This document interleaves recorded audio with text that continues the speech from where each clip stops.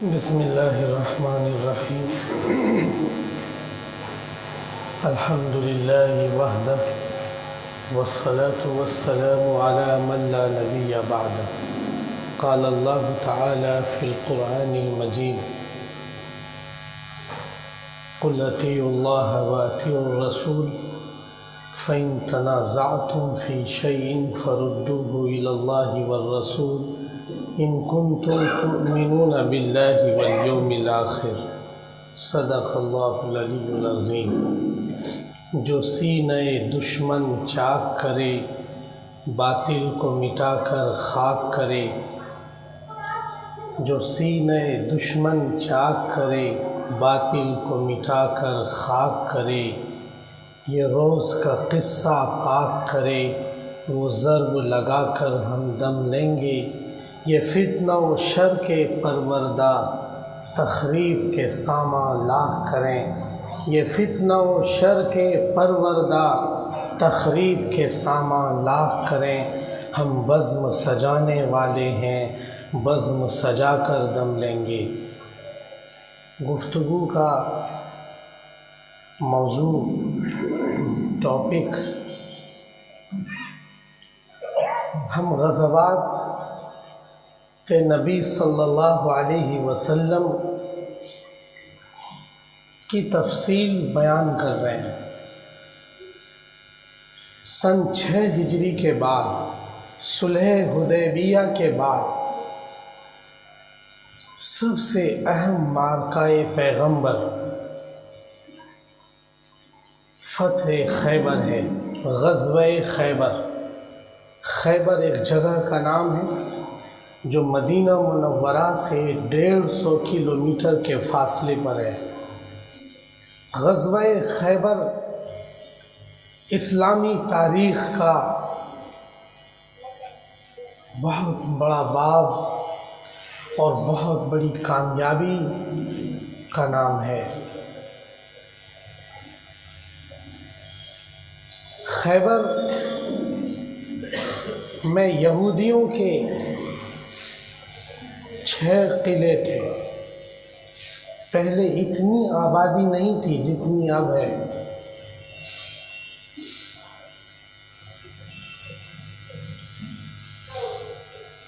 یہودیوں اور اسلام کے بیچ خیبر کی سب سے بڑی لڑائی ہے۔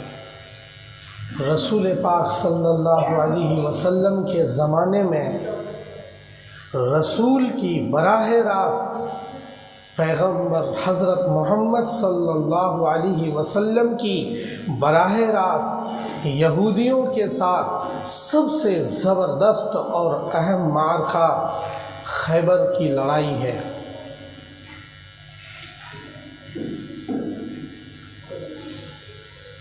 خیبر میں یہودیوں کے 6 قلعے تھے۔ ان 6 قلعوں میں یہودی آباد تھے۔ بعض قلعے کو یہودیوں نے فوجی بیس بنا رکھا تھا، یعنی ہتھیاروں کا ذخیرہ، فوجی طاقت کا مرکز، جیسے ورلڈ ٹریڈ سینٹر ہے امریکہ میں، فوجی طاقت کا سب سے بڑی بلڈنگ، دنیا کی سب سے مہا شکتی اور سب سے زبردست طاقت اس بلڈنگ میں چھپی ہوئی ہے جسے ورلڈ ٹریڈ سینٹر کہا جاتا ہے۔ اسی طرح یہودیوں نے ان 6 قلعوں میں سے کچھ قلعوں کو فوجی طاقت کا مرکز بنا رکھا تھا۔ جب صلح حدیبیہ میں اب رسول مشرکین مکہ سے مطمئن ہو گئے، کمپلیٹلی ایگریمنٹ تیار ہو گیا کہ مکے کے مشرکین حضور پر، مدینے پر حملہ نہیں کریں گے، 10 سال تک اب کوئی لڑائی نہیں ہوگی، یہ ایگریمنٹ کلیئر ہو گیا۔ تو اب حضور فری مائنڈ بیٹھے ہیں۔ اب جو چھوٹے چھوٹے دوسرے قبائل اور دوسرے لوگ تھے ان سے حضور کو نمٹنے کا فلی موقع ملا، تب آپ صلی اللہ علیہ وسلم نے یہودیوں کے سب سے بڑے مرکز کا پلان کیا۔ کیوں پلان کیا؟ اس لیے پلان کیا کہ یہودی خیبر کے مرکز میں بیٹھ کر مشرکین مکہ کو اکساتے تھے، پلان دیتے تھے، سمجھاتے تھے، بھڑکاتے تھے، جنگ کی پلاننگ کرتے تھے اور انہیں برغلاتے تھے کہ اگر تم نے مسلمانوں کا کچھ نہ کیا آج تو ہمیشہ کے لیے تم مٹ جاؤ گے۔ اس طرح سے وہ برغلاتے تھے۔ اور غزوہ احد میں، غزوہ خندق میں جو 3 ہجری اور 4 ہجری کی لڑائیاں ہوئی ہیں، ان میں یہودی اپنے مرکز خیبر سے بیٹھ کر پلاننگ کرتے تھے، فوجی طاقت بھی دیتے تھے، سینیہ طاقت بھی انہیں بھیجتے تھے۔ اس لیے آپ صلی اللہ علیہ وسلم نے سن 7 ہجری میں محرم الحرام کے مہینے میں، کون سے مہینے میں؟ محرم الحرام کے مہینے میں بالکل پلاننگ کے ساتھ یہودیوں کے سب سے بڑے مرکز پر حملہ کرنے کا ارادہ فرمایا، اور آپ نے 1600 سپاہیوں اور صحابہ کرام جو بے لوث ہو کر حضور صلی اللہ علیہ وسلم پر جان نچھاور کرنے والے تھے، 1600 سپاہیوں کا پورا لشکر تیار کیا، جس میں سے 100 سے زیادہ تقریباً 150 گھوڑ سوار فوجی آپ صلی اللہ علیہ وسلم نے زبردست قسم کے تیر انداز تیار کیے۔ وہ صحابہ جو تیر اندازی میں بڑے ماہر تھے، گھوڑ سواری کے بڑے ماہر تھے، بالکل ٹریننگ یافتہ، ایسے 150 صحابہ کرام رضی اللہ تعالی عنہ مجمعین کو آپ نے تیار کیا، اور یہ 1600 صحابہ کرام اور 1600 لوگوں کا یہ لشکر، 1600 لوگوں پر مشتمل یہ جماعت خیبر کی طرف 150 کلومیٹر دور خیبر کی طرف روانہ ہوئی۔ یہ لشکر روانہ ہوا، ایک کے بعد ایک، ایک کے بعد ایک، 5-6 قلعے تھے خیبر میں، ایک کے بعد ایک رسول فتح کرتے چلے گئے۔ پہلے ایک پر حملہ کیا، اسے فتح کیا، دوسرے قلعے کو اپنے انڈر میں لیا، تیسرے کو لیا، چوتھے کو لیا۔ 2 قلعہ بڑے پہاڑ پر تھا، جن میں سے ایک قلعہ 5 کو جب فتح کر لیا آپ صلی اللہ علیہ وسلم نے، تو آخری قلعہ جیسے لال قلعہ ہے نا، اس ٹائپ کا زبردست قسم کا قلعہ،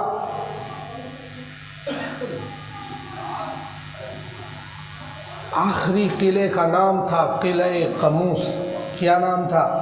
قلعہ قموس۔ کیا نام تھا؟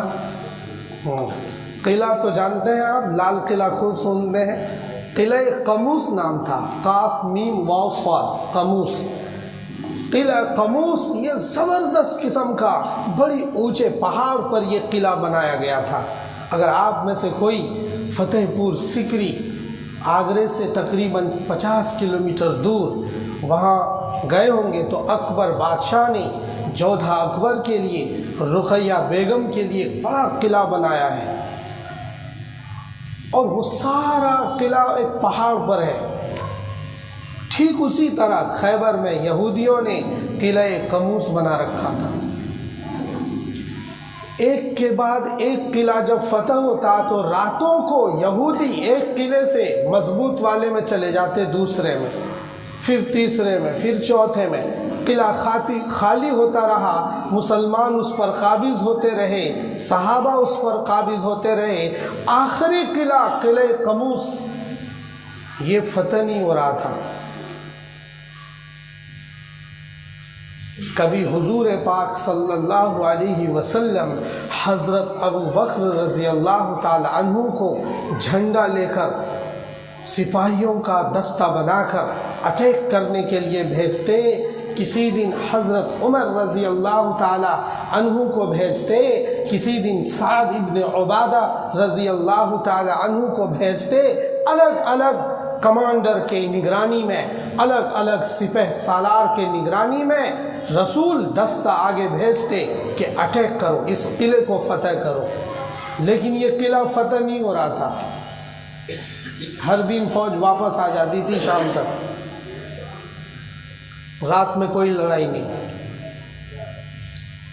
اور وہ والی بھی لڑائی نہیں ہوتی تھی جیسے آج کل بم برسا دیا، معصوم لوگوں کو مار دیا.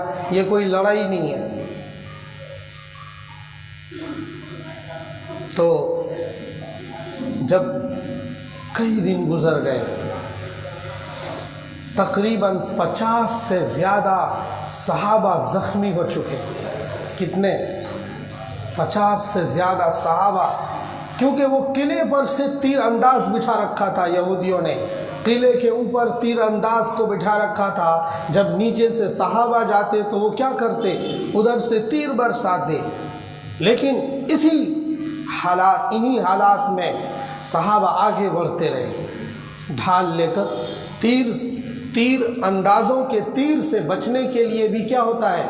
ڈھال ہوتا ہے. یہ فوجی مہارت کی بات ہوتی ہے کہ آنے والے تیر کو سٹک روکتے تھے. وہ کبھی کبھی کئی تیر کو ایک ساتھ روک لیتے ہیں. یہ فوجیوں کی مشق ہے اپنی.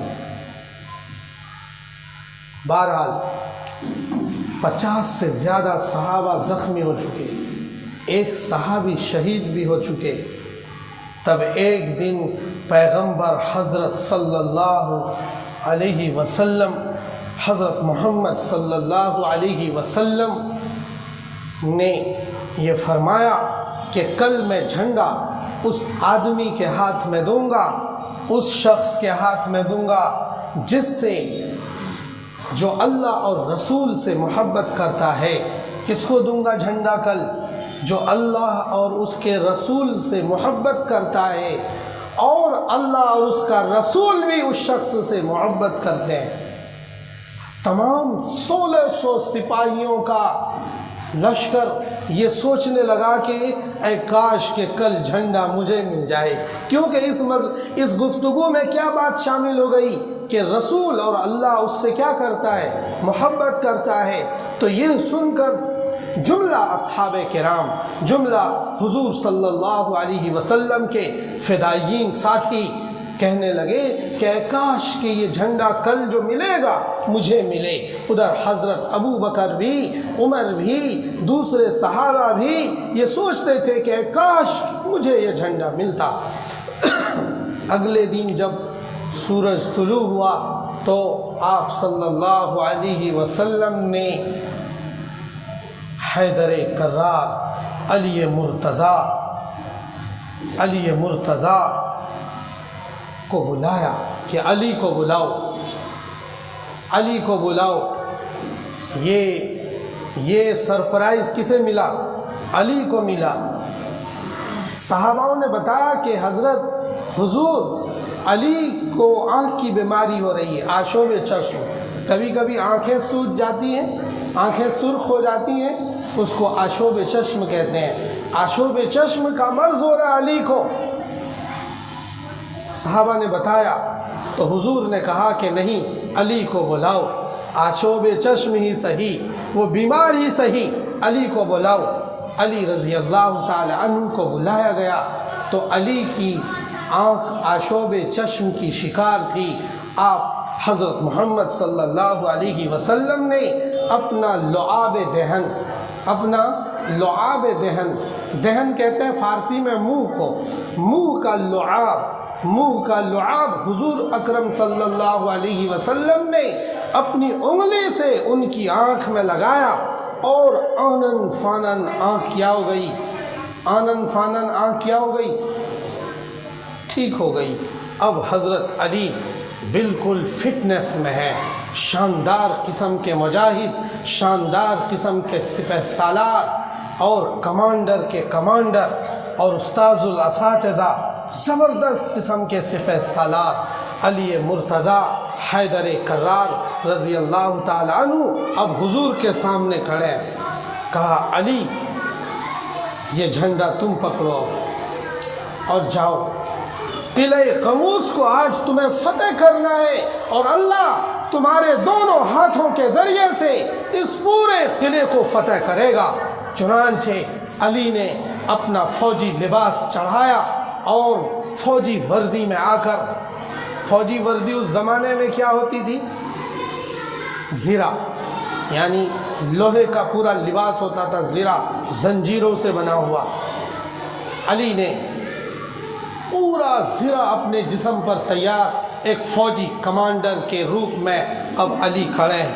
جھنڈا لیا، 1600 سپاہیوں کا جھنڈا کس کو ملا؟ علی مرتضیٰ رضی اللہ تعالی عنہ کو۔ اور اب آپ یعنی علی اپنے فوجیوں کو لے کر قلعہ قموس پر حملہ آور ہوئے۔ جب قلعے کے قریب پہنچے تو یہودیوں کا ایک بہت بڑا پہلوان، نامی گرامی پہلوان، نامی گرامی بہت زبردست قسم کا نامی گرامی پہلوان، اس کا نام تھا مرحب۔ کیا نام تھا؟ مرحب، بڑا ہا سے مرحب، MARHAB، مرحب۔ مرحب نام سے ایک زبردست قسم کا پہلوان تھا۔ ان کے آگے کھڑے ہونے سے لوگ گھبراتے تھے، بڑے بڑے کمانڈر بھاگ جاتے تھے۔ مرحب کا ایک بھائی تھا، بڑا جوشیلا تھا۔ مرحب بھی پہلوان تھا، اس کا ایک بھائی تھا، بڑا جوشیلا تھا۔ اس نے چند یہودی سپاہیوں کو لے کر علی مرتضیٰ پر اٹیک کیا۔ حضرت علی رضی اللہ تعالی عنہ نے اپنے سپاہیوں سے نہیں، خود ایک ہی وار میں مرحب کے بھائی کا قصہ تمام کر دیا۔ مرحب کا بھائی بڑا جوشیلا تھا، وہ گیا، قصہ اس کا تمام ہو گیا۔ جو اور ساتھی تھے وہ ڈر سے بھاگ گئے کہ یہ جوشیلے آدمی کا قصہ تمام ہو گیا، ہم لوگ یہاں کیا کریں گے۔ وہ ادھر ادھر بھاگ گئے، جان بچانے لگے۔ تو پھر اب کس کا نمبر تھا؟ مرحب کا، قلعے کا زبردست پہلوان اور فوجی اور کمانڈر یہودیوں کا مرحب آیا، ایک دم زبردست فوجی لباس میں، زبردست تگڑا انسان، اور خود لوہے کی ٹوپی پہن کر۔ آپ نے دیکھا ہوگا، آج کل سب کچھ دیکھنا آسان ہے، یوٹیوب پر فوجی لباس پرانی دیکھی ہوگی آپ نے۔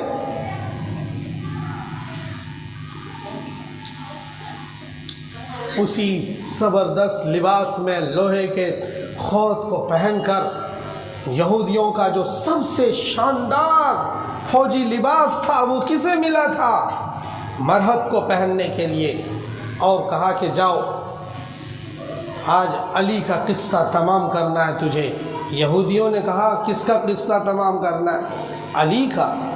علی کا۔ حضرت علی رضی اللہ تعالیٰ عنہ نے اشاروں سے اپنی فوج کو روکا کہ اسے قریب آنے دو، اس کا قصہ تو میں ہی تمام کروں گا۔ چنانچہ مرحب جب قریب آیا، اکھڑتا ہوا، تکبر سے لیس، زبردست قسم کا بہادر، دیکھنے میں سامنے والا مرعوب ہو جائے۔ لیکن ادھر کون تھے؟ میدان جہاد کے، میدان جنگ کے سب سے مضبوط پہاڑ کون؟ علی مرتضیٰ۔ وہ تھے سامنے۔ علی مرتضیٰ نے ایسا وار کیا، ان کی ٹوپی پر مارا، اور لوہے کی ٹوپی کو کاٹتی ہوئی وہ تلوار پورے سر کو 2 ٹکڑوں میں قصہ تمام کر دیا۔ پورا سر کتنے حصوں میں؟ 2 ٹکڑوں میں۔ مرحب بھی ختم، اس کی ٹوپی لوہے کی بھی ختم، سارا قصہ تمام۔ جب مرحب کو اتنی دردناک موت ماری علی مرتضیٰ نے، یہ سب یہودیوں کے فرما روا قلعے پر چڑھ چڑھ کے دیکھ رہے تھے اور خوب خوش ہو رہے تھے۔ آج پتہ چلے گا مسلمانوں کو، اب پتہ چلے گا، اب ہم نے سیکرٹ ایک گروپ فوج کو ہم نے اتارا ہے، ایک گروپ کا کمانڈر ہم نے اتارا ہے۔ ان کو بڑا ناز تھا، ان کو بڑا فخر تھا مرحب پر۔ جب وہ سارا منظر دیکھ رہے تھے، یہودی تلملا رہے تھے کہ اب مسلمانوں کی خیریت نہیں۔ جب علی مرتضیٰ رضی اللہ تعالی عنہ نے یہ بھیجا تھا کہ آج میرا اللہ ہر حال میں اپنے محبوب علی پر اس قلعے کو فتح کرے گا، تو اس فتح کو کون روک سکتا ہے؟ سورج تو بے نور ہو سکتا ہے، چاند اور سورج سب بے نور ہو سکتے ہیں، لیکن کون، کس کی بات جھوٹی نہیں ہو سکتی؟ پیغمبر حضرت محمد مصطفیٰ صلی اللہ علیہ وسلم کی بات جھوٹی نہیں ہو سکتی۔ جب علی کو پورا آفر کدھر سے مل گیا کہ آج قلعہ فتح ہونا ہے، اور کس پر فتح کرے گا اللہ تعالیٰ؟ علی پر، علی کی تلوار سے، علی کی تلوار ذوالفقار سے، علی کی تلوار ذوالفقار سے اللہ تعالیٰ اس قلعے کو فتح کرے گا۔ اللہ نے عرش پر لکھ دیا ہے کہ آج قلعہ قموس فتح ہونا ہے، تو یہودی کسی بھی کمانڈر کو اتار دیتے، یہودی کسی بھی کمانڈر کو اتار دیتے، مرحب سے بہتر بھی کوئی اور پہلوان ان کے پاس ہوتا اسے بھی اتار دیتے، تو اس کی بھی لوہے کی ٹوپی دو ٹکڑوں میں ختم ہونی تھی، اس کا بھی سر دو ٹکڑوں میں بٹنا تھا۔ اس لیے جب علی مرتضیٰ رضی اللہ تعالیٰ عنہ نے وار کیا تو ایسا نہیں کہ دو تین وار میں، ایک ہی وار میں، ایک ہی للکار میں، ایک ہی ضرب میں۔ کس کی ضرب تھی؟ حیدر کرار کی تھی، اور کسی کی طاقت تھی؟ اللہ کی طاقت تھی، اللہ کی طاقت تھی۔ مرحب مر گیا، مرحب پوری باڈی اس کی جسم پر وہ زمین پر پڑی تھی۔ جب اس کے سپاہیوں نے دیکھا، یہودی سپاہیوں نے دیکھا کہ مرحب اتنا بڑا کمانڈر ہمارا مارا گیا، تو سب کے حوصلے پست ہو گئے، سب بلوں میں بھاگنے لگے، سب نے ہتھیار پھینک پھانک کر کدھر قلعے کی طرف بھاگے، اور قلعے میں جا کر بند ہو گئے۔ اب کوئی لڑنے والا نہیں تھا سامنے یہودیوں کی طرف سے۔ علی آگے بڑھے، اور اب دیکھو علی کا کمال، علی کا کمال سنو گے تو سنتے ہی رہ جاؤ گے۔ علی گئے، اور اس قلعے کا جو دروازہ تھا، اس دروازے کو کتنے لوگ کھولتے تھے؟ 20 آدمی مل کر اس کو کھولتے تھے۔ کتنے لوگ مل کر کھولتے تھے؟ 20 آدمی مل کر کھولتے تھے۔ اتنا موٹا دروازہ تھا وہ، 20 آدمی مل کر کھولتے تھے۔ علی نے اسے اپنے بازوئے طاقت سے اٹھایا، اور دروازے کو، اس میں جو پھنسا ہوا ہوتا ہے کیل میں، وہاں سے قبضے سے نکال کر اسے سامنے گرا دیا۔ سامنے قلعے کے فوراً بعد ایک خندق بنا رکھی تھی یہودیوں نے، کہ کوئی اگر دروازہ توڑ بھی دیا تو خندق کراس نہ کر پائے اسلامی فوج۔ تو علی نے کیا دماغ لگایا کہ دروازہ توڑو اور پل بنا دو، دروازہ توڑو اور کیا بنا دو؟ برج بنا دو۔ چنانچہ دروازہ کو اکیلے علی کے بازوئے طاقت نے اٹھایا، اور اس پر خندق پر دے مارا، اور ادھر سے 150 صحابیوں کا جو گھوڑ سوار فوجی تھا، اسے جب قلعے میں اندر داخل کر دیا تو سب فوجی یہودیوں کی حالت خراب ہو گئی۔ اور کتنے یہودی مارے گئے جو مڈبھیڑ ہو رہے تھے؟ 93 یہودی مارے گئے، 93۔ کتنے؟ 93 یہودی مارے گئے۔ جب یہ دیکھا یہودیوں کے لیڈرشپ نے کہ اب ہماری خیریت نہیں ہے، تو کیا سوچا کہ اب ہم ان سے کیا کر لیتے ہیں؟ کیا کر لیتے ہیں؟ مصالحت، کمپرمائز کر لیتے ہیں۔ اور آج کل بھی اب کس پر آ گیا ہے؟ کمپرمائز پر آ گیا ہے۔ آج کل بھی کس پر آ گیا؟ کمپرمائز پر آ گیا۔ نہیں آ گیا؟ سمجھ میں تو آ رہا ہوگا نا؟ آج کل بھی کس پر آ گئے؟ کمپرمائز پر آ گئے۔ جب دیکھا کہ اب حالت خیریت میں نہیں ہے تو کمپرمائز میں، یہودیوں کے لیڈرشپ نے کمپرمائز کیا۔ اب کس سے کمپرمائز کریں گے؟ پیغمبر حضرت محمد مصطفیٰ صلی اللہ تعالی علیہ وسلم سے اپنے قاصد کو بھیج کر صلح کی درخواست پیش کری۔ آپ نے تمام قبیلوں کو شروع میں امن دیا، ان کو بھی امن دیا۔ کہا کہ کیا چاہتے ہو؟ نو کہ حضور ہم یہیں رہنا چاہتے ہیں۔ اوکے، تم یہیں رہو، لیکن یہ سارا خطہ اسلامی حکومت کے زیر نگیں چلے گا۔ کس کا رول چلے گا؟ مدینے کا، مدینے کی فلاحی ریاست کا رولز چلے گا۔ اور خیبر میں جتنی زراعت ہوتی ہے، جتنی پیداوار ہوتی ہے، اس پیداوار کا آدھا کہاں بھیجنا پڑے گا؟ مدینہ کو۔ مدینے کی فلاحی ریاست کو خیبر کی آدھی پیداوار بھیجنی ہوگی۔ یہودیوں نے کہا جی اوکے بھیج دیں گے انشاءاللہ۔ انہوں نے کہا ٹھیک ہے ہم بھیجیں گے آپ کو آدھی، اور یہ کہا کہ اگر میں نے کسی کو دیکھا سازش کرتے ہوئے تو پھر یہاں سے بھی تمہیں کیا کر دیں گے؟ بھگا دیں گے۔ اور یہاں بھاگ بھاگ کر مدینے کے یہودی بھی، مرکز تھا نا یہودیوں کا، یہیں آ کر رہ رہے تھے۔ قبیلہ بنو نذیر، بنو قریظہ جو مدینے میں رہتے تھے یہودی قبائل، یہ بھی مدینے سے سازش کرتے تھے تو ان کو بھگایا وہاں سے، تو یہ کہاں آ گئے؟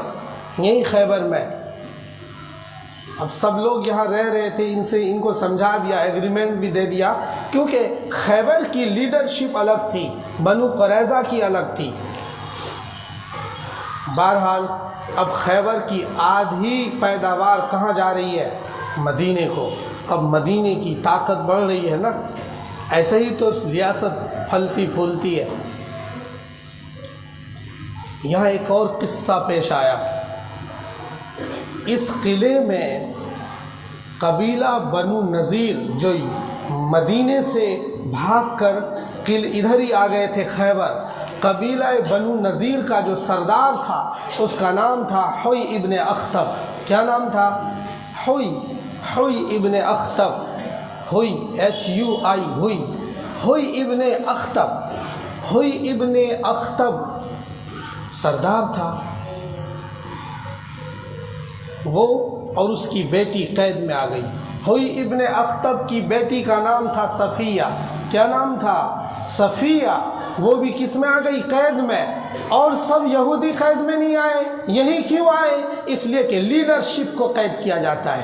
کس کو قید کیا جاتا ہے؟ لیڈرشپ کو قید کیا جاتا ہے، عام پبلک کو قید نہیں کیا جاتا۔ اس لیے لیڈرشپ کو قید کیا گیا اور لیڈرشپ کو کچلا گیا۔ چنانچہ ہوئی ابن اخطب کی بیٹی صفیہ کس کی قید میں آ گئے؟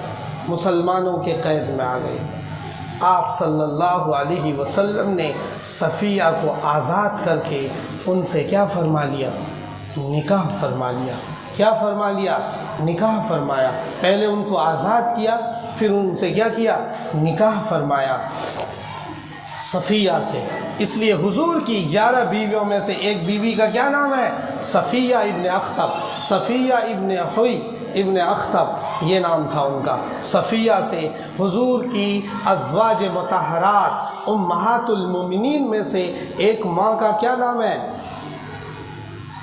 صفیہ، یہودی ہوئی ابن اخطب کی سردار کی بیٹی ہے۔ وہ مسلمان ہو گئی تھی۔ وہ کیا ہو گئی تھی؟ مسلمان ہو گئی تھی۔ ویسے یہودیوں کی لڑکیوں سے آپ شادی کر سکتے ہو، عیسائیوں کی لڑکیوں سے آپ کیا کر سکتے ہو؟ بعض جوان سوچ رہے کہیں سے ڈھونڈ لائے، بھائی یہاں یہودی تو ملے گا نہیں آپ کو۔ یہودی کی لڑکیاں بہت چالاک ہوتی ہیں اور بہت ایجوکیٹڈ، بہت مائنڈیڈ۔ ہمارے جوان سوچتے ہیں کہ بہت شاندار پڑھی لکھی لڑکیاں سے شادی ہونی چاہیے، تو ادھر یہودیوں میں جانا پڑے گا لگ رہا ہے۔ تو ادھر جا سکتے ہیں، اسلام میں یہ اجازت ہے کہ مسلمان مرد یہودیوں کی عورتوں سے کیا کر سکتا ہے؟ مسلمان بنا کر نہیں، مسلمان بنا کر تو پھر تو مسلمان سے شادی ہوئی، حالت یہود میں ہی، حالت یہودی میں ہی، یعنی یہودی مذہب کا فالوور ہو وہ لڑکی، تب بھی آپ کیا کر سکتے ہو؟ نکاح کر سکتے ہو۔ لیکن آپ کا قصہ تمام ضرور کر دے گی، آپ کا قصہ کیا کر دے گی؟ تمام ضرور کر دے گی۔ یہ جو ہمارے شیوخ ہیں، عرب حکمران جو غلام ہیں ایک طرح سے، جو سامراجی طاقتوں کے کیا ہے؟ غلام ہیں، ان کے گھروں میں یہودی خاتون بہت قلعے میں رہتی ہے، بڑا فل مزے لیتی ہے، اور شیخ کو بھی مزہ آ رہا۔ یہودیوں کی عورتوں کوئی ایک آدھ عورت، عرب عورت سے تو وہ شادی کرتے ہی ہیں، وہ تو گھر کی ہی ہے، لیکن یہودی کہاں سے؟ یہودی اسرائیل میں جا کر، عرب حکمران اسرائیل میں جا کر، اور ادھر ادھر یورپ میں بھی یہودی بہت سارے رہتے ہیں، ان میں سے کر کے شادیاں کر کے لاتے ہیں اور بہت دلچسپی لیتے ہیں اس والی شادی سے۔ بہرحال ہم شادی نہیں بتا رہے ہیں۔ اب بیچ میں ایک واقعہ پیش آ گیا کہ آپ صلی اللہ علیہ وسلم نے یہودی سردار حوی ابن اخطب کی بیٹی صفیہ سے فتح خیبر کے موقع پر ان کو آزاد کر کے ان سے نکاح فرمایا۔ اس لیے ہم لوگ یہودیوں سے دشمنی نہیں کرتے ہیں۔ بہت سے لوگوں کے ذہن میں الگ الگ باتیں، یہودیوں سے ہمیں اسلام اور مسلمانوں کو کوئی دشمنی نہیں ہے۔ یہودیوں کا تو ہم اکرام کرتے ہیں، ہم ان کو عزت دیتے ہیں، لیکن وہی ہم سے کیا کرتے ہیں؟ دشمنی کرتے ہیں، ہم سے وہی دشمنی رکھتے ہیں، نفرت کرتے ہیں۔ ہم نہیں کرتے۔ ہم نے تو جب پیغمبر حضرت محمد صلی اللہ علیہ وسلم کو بتایا گیا کہ یوم عاشورہ محرم الحرام میں یہودی روزہ رکھتے ہیں، موسیٰ علیہ السلام کو فرعونیوں سے نجات ملی تھی، تو آپ نے فرمایا کہ اگر یہودی روزہ رکھتے ہیں، اگر میرے بھائی موسیٰ علیہ السلام روزہ رکھتے ہیں فرعونیوں سے نجات کی وجہ سے، تو ہم زیادہ مستحق ہے کہ ان کی خوشی میں ہم شریک ہوں، سو ہم بھی روزہ رکھیں گے۔ اس لیے ہم لوگ بھی عاشورہ کا کیا رکھتے ہیں؟ روزہ رکھتے ہیں۔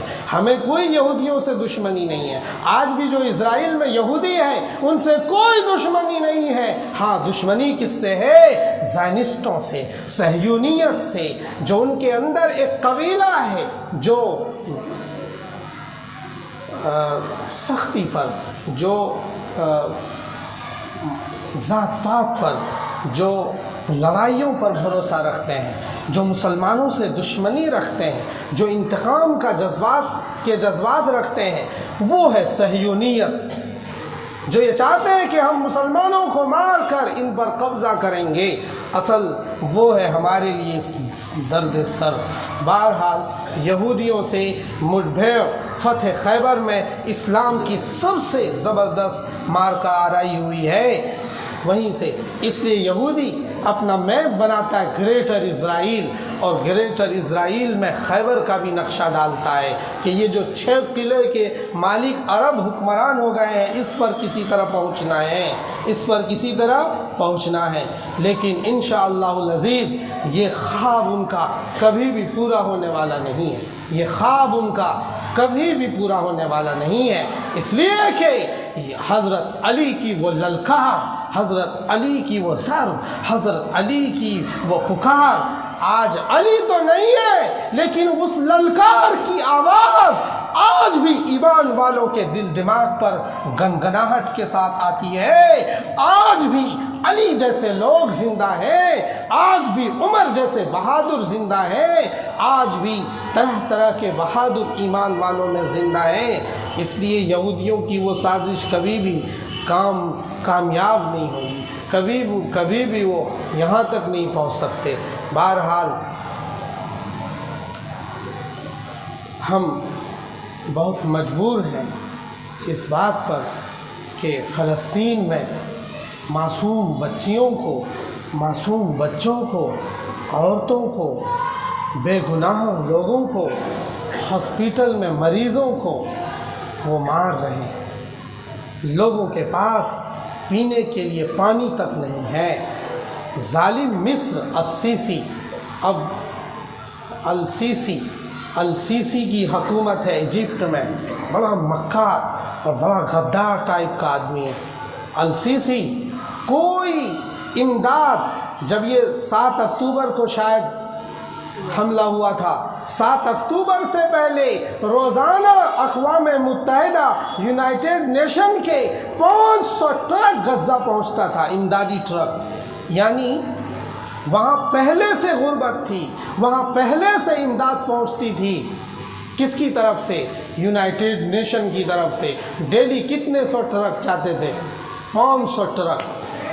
اب ایک بھی ٹرک مصر سے جب جاتا ہے، رافع کراسنگ سے رافع کراسنگ ہی ایک جگہ ہے جہاں سے مصر کا بارڈر لگتا ہے، اس کے علاوہ وہاں جانے کا زمین سے کوئی اور راستہ نہیں ہے۔ تو رافع کراسنگ سے مصر سے پہلے گاڑیاں اسرائیل جاتی ہے، اسرائیل میں وہ ٹرک اسکین ہوتا ہے، تب جا کر وہ دوبارہ بارڈر پر جا کر غزہ پٹی میں وہ ٹرک جاتا ہے۔ کتنے بڑے غلام ہیں یہ، کتنے بڑے غلام ہیں یہ کہ معصوم بچوں کے بلکتے ہوئے ہونٹوں پر یہ ایک گھونٹ پانی دینے کے لیے تیار نہیں ہے۔ یہ کس بات کے مسلمان ہیں؟ یہ مسلمان نہیں، یہ سامراجی طاقتوں کے غلام ہیں، ان کے ایجنٹ ہیں، ان کے لگائے ہوئے چیلے چپاٹے ہیں جو ان کے لیے کام کرتے ہیں۔ بہرحال اس ڈیپلی موضوع میں ہم نہیں جانا چاہتے ہیں، ہم صرف اتنا کہنا چاہتے ہیں کہ ہم ایمان والے ان بھائیوں کے لیے دعا کریں، ہم ایمان والے بھائی ان کے لیے کیا کریں؟ دعا کریں۔ ہم تو منبر پر بیٹھ کر بول بھی رہے ہیں، میں قربان جاتا ہوں گاندھی جی اس ملک کا باپو، اس ملک کا مہان شخص گاندھی جی اور نہرو، پنڈت جواہر لال نہرو اور ان کے ساتھ کام کرنے والے، اس ملک کے دستور اساسی کو بنانے والے بابا امبیڈکر پر کہ انہوں نے اس ملک کا قانون اس طرح سے بنایا کہ آج یہ ممبر بھی کھل کر بولنا چاہتا ہے اور اسے بولنے کا اختیار اور انہیں حقوق دیا ہوا ہے۔